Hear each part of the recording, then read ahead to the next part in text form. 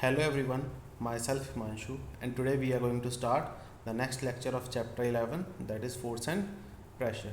So in last lecture we have studied about force, and in this lecture we will study about pressure. So let us start with the lecture.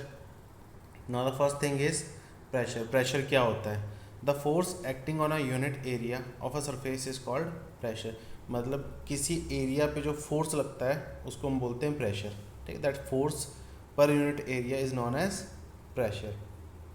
ठीक, it acts perpendicular to the surface on which pressure is exerted. मतलब जिस surface पे pressure लगाया जाता है उस पर ये परपेंडिकुलर ही लगाया जाता है. ठीक है, तो प्रेशर बेसिकली क्या है? It is a force per unit area. ठीक, और यूनिट्स क्या होते हैं प्रेशर की?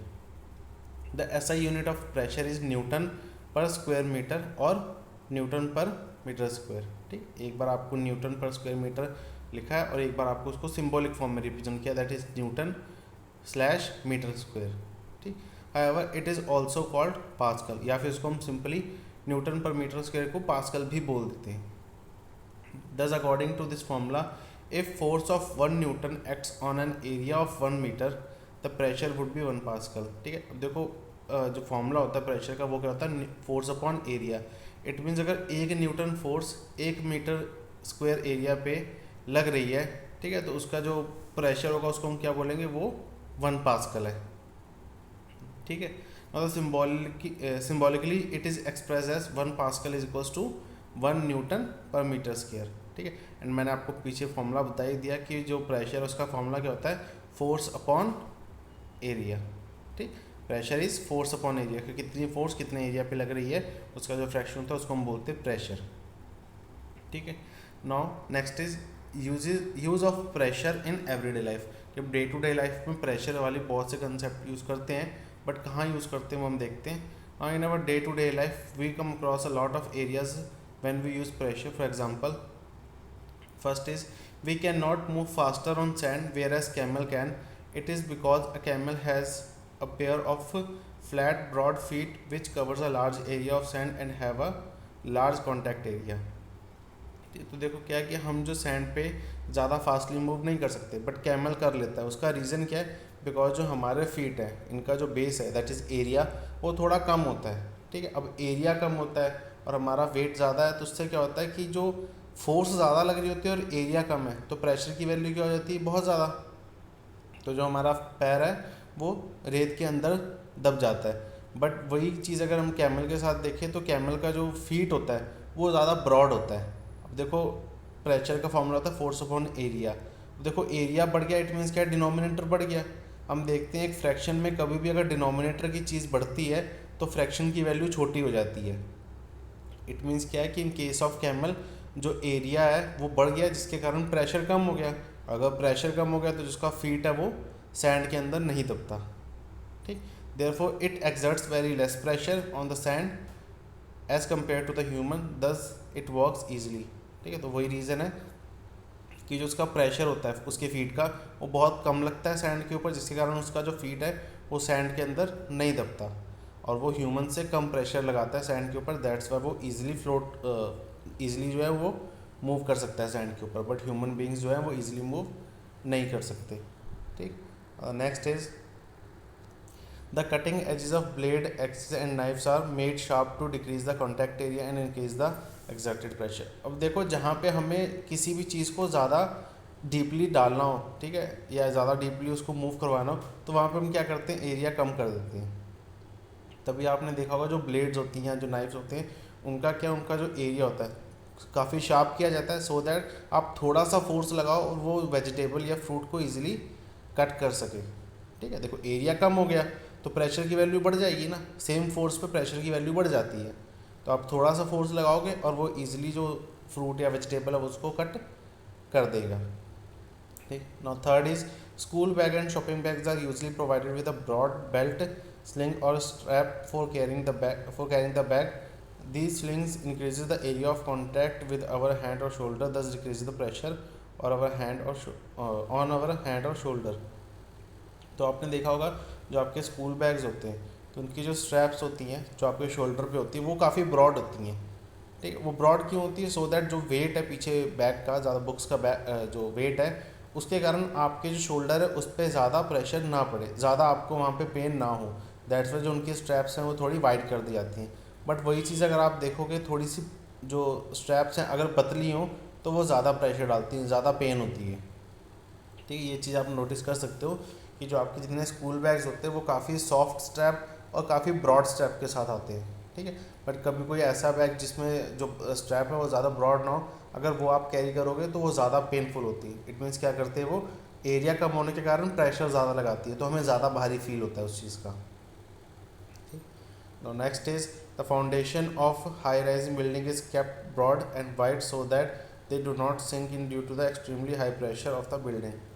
तो जो बहुत बड़ी बड़ी बिल्डिंग्स होती हैं और आप देखोगे उसका सबसे बेस वाला एरिया है वो काफ़ी ब्रॉड बनाया जाता है। उसका रीज़न क्या है, जैसे जैसे हाइट बढ़ेगी वैसे वैसे प्रेशर बढ़ेगा। ठीक है, तो ज़्यादा प्रेशर के कारण वो कोलैप्स ना हो जाए, दैट्स वाई उनका जो एरिया है वो नीचे से ब्रॉड रखा जाता है, काफ़ी बड़ा रखा जाता है। Next is a sharp edge nail gets hammered easily into a wall than a blunt edge one. तो आप देखते हो जो कील होती है जो हम दीवार में लगाते हैं, अगर वो आगे से काफ़ी शार्प है, तीखी है, तो आप इजीली उसको दीवार में लगा सकते हो। बट अगर वो आगे से काफ़ी ब्लंट है, मतलब ज़्यादा तीखी नहीं, शार्प नहीं है, तो वो इजीली दीवार में लगानी मुश्किल होती है। ठीक, तो ये कुछ जगह है जहाँ पे हम डे टू डे लाइफ में प्रेशर का यूज़ करते हैं, इनडायरेक्टली और इनडायरेक्टली। ठीक, और the next is pressure exerted by liquid and air. तो जैसे बाहर की जो सॉलिड चीज़ होती है वो प्रेशर एक्सर्ट करती है, वैसे लिक्विड और एयर भी प्रेशर एक्सर्ट करते हैं। ठीक है, कैसे? और liquid and gas can also exert pressure on inner walls of a container in which they are kept. तो आपने देखा होगा, अगर आप बैलून है उसमें एयर या लिक्विड फिल करते हो तो बैलून क्या है, फूलना शुरू हो जाता है। अब वो क्यों हो रहा है? बिकॉज जो एयर और लिक्विड हम फिल कर रहे हैं बैलून में, वो बैलून के वॉल्स पे प्रेशर लगा रही है, जिसके कारण जो बैलून है वो बड़ा फूलना शुरू हो जाता है। ठीक, now when air is filled a rubber balloon gets inflated from all sides. This happens due to the air or gas exert pressure over inner walls of balloon. तो जब हम बैलून के अंदर हवा भरते हैं तो वो क्या होता है, फूलना शुरू होता है, बिकॉज जो एयर है वो बैलून के वॉल्स पे बाहर की तरफ प्रेशर लगा रही होती है। Now water start leaking if there is a pore in a bottle. This happens due to the water exerts pressure over the walls of bottle. तो आपने देखा होगा कि अगर एक बॉटल है या फिर पाइप है, उसमें से पानी फ्लो कर रहा है, ठीक है, तो अगर उसमें से कहीं भी एक छोटा सा भी होल होगा ना तो वहाँ से पानी बाहर आता है। उसका रीज़न क्या है? बिकॉज जो वाटर है वो वॉल्स पे, पाइप की जो वॉल्स होती हैं या जो बॉटल की वॉल्स होती हैं, वो उस पर प्रेशर लगाता है। अब प्रेशर का क्या होता है कि वो बाहर आने की ट्राई करता है, अगर तो कहीं से उसको होल मिल गया तो वहाँ से बाहर आना शुरू हो जाता है।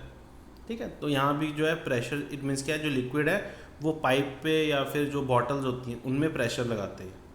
ठीक, now the next is atmospheric pressure. Atmospheric pressure क्या होता है?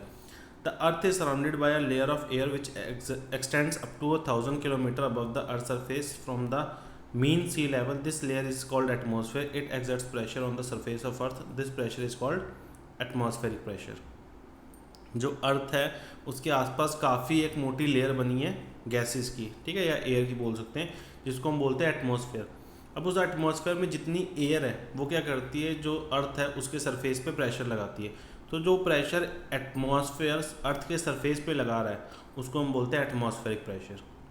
ठीक, we live at the bottom of the layer of atmosphere. The atmospheric pressure exerted by the air above us press down us with a force equivalent to 1 kilogram on every centimeter. हम क्या करते हैं, हम अर्थ के surface पे रह रहे हैं. इट मीन्स क्या, हमारे ऊपर सारा एटमॉस्फेयर है जो हम पे प्रेशर लगा रहा है. तो एटमॉस्फेयर हम पे कितना प्रेशर लगा रहा है, दैट वो 1 किलोग्राम पर सेंटीमीटर जो एरिया है उस पर वो प्रेशर लगा रहा होता है. ठीक है, जो एयर है हमारे ऊपर वो हम पे प्रेशर लगाती है, सो दैट हम यहाँ पे होल्ड कर सकें. Here's a question arises as to why we do not feel the pressure. देखो क्या, एयर हमारे ऊपर प्रेशर लगा रही है बट हमें प्रेशर फील क्यों नहीं होता? बिकॉज जो हमारे अंदर ब्लड मूव कर रहा है, ठीक है, वो भी हमारे अंदर बाहर की तरफ प्रेशर लगा रहा है. ठीक, जैसे अभी हमने ऊपर पढ़ा कि जो पाइप्स होते हैं उनके अंदर का वाटर फ्लो करेगा तो वो पाइप की वॉल्स पे प्रेशर लगाता है. सिमिलर वे में अगर ब्लड हमारे वेन्स में फ्लो कर रहा है तो वो वेन्स पे बाहर की तरफ फोर्स लगाता है, ठीक है, जिसके कारण जो बाहर से एयर हम पे फोर्स लगा रही है और अंदर से हमारी बॉडी में जो ब्लड फ्लो कर रहा है वो बाहर की तरफ फोर्स लगा रहा है, तो वो दोनों एक दूसरे को कैंसिल आउट कर देते हैं, ठीक। तो आपको बाहर का प्रेशर फील नहीं होता, ठीक है। Now, the atmospheric pressure is about 105 pascal at the sea level, which is very large. However, as we go up, it decreases. It start decreasing since air become thinner. तो जो सी level है उस पर सबसे ज़्यादा प्रेशर होता है, पर जैसे जैसे आप सी लेवल से ऊपर जाना शुरू करते हो, मतलब लाइक माउंटेन्स पे जाते हो या फिर एरोप्लेन में जाते हो, तो जो एयर का प्रेशर है वो कम होना शुरू हो जाता है, ठीक है। In other words, the higher we go the thinner the air become and the less is the atmospheric pressure. आप ऐसे भी कह सकते हो कि जितना आप हाइट पे जाओगे उतना जो एयर प्रेशर है वो कम हो जाता है, ठीक। Now in a very low atmospheric pressure, problems like nose bleeding में arises since the pressure exerted by the blood in our body becomes much higher than the pressure prevailing outside. तो जब तो आप अर्थ के सरफेस पे हो, तो हमने कहा जो बाहर का प्रेशर लग रहा है और जो अंदर से हमारा ब्लड प्रेशर लगा रहा है वो दोनों बराबर हो जाते हैं, तो आपको प्रेशर फील नहीं होता। बट जैसे जैसे आप हाइट पे जाते हो, आपकी बॉडी के अंदर का प्रेशर तो कम होगा नहीं, बिकॉज आपके अंदर बॉडी में जो ब्लड है वो तो उसी प्रेशर से मूव कर रहा है, ठीक है। बट जो बाहर का प्रेशर है वो कम होता जाता है, तो उससे क्या होता है कि जो अंदर ब्लड का प्रेशर है ना वो ज़्यादा बढ़ जाता है as compare to the outside. तो जो अंदर का ब्लड है वो बॉडी से बाहर आना शुरू हो जाता है, जिसके कारण समटाइम्स क्या होती है, नोज ब्लीडिंग शुरू हो जाती है, नाक में से खून आने लगता है, ठीक। This causes blood vessels to burst and bleed. That is why the normal ground level atmospheric pressure is maintained inside the aeroplane since they fly at the low atmospheric pressure height।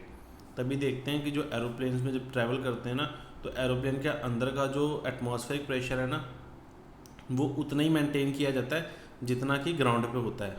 अगर उतना maintain ना हो तो आप जितने height पे aeroplane में fly करते हो उतनी हाइट पे जाके क्या होता है कि नोज़ में से या फिर ईयर्स में से ब्लीडिंग होनी शुरू हो जाती है, अगर उतना जो प्रेशर है वो मेंटेन ना किया जाए।